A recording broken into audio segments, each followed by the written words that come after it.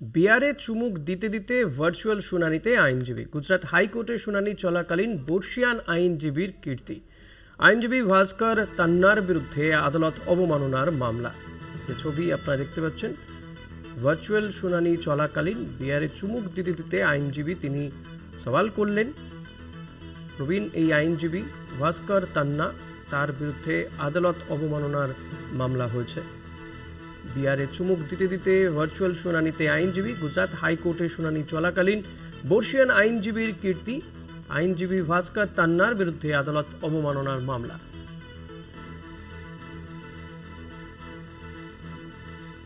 Virtual শুনানি চলছিল, সেই সময় প্রবীণ আইনজীবী ভাস্কর তান্না তিনি গুজরাট হাইকোর্টের এই একটি মামলা শুনানিতে বিয়ারে চুমুক দিতে দিতে অংশগ্রহণ করেন, যা নিয়ে আদালত অবমাননার মামলা করা হয়েছে তার বিরুদ্ধে।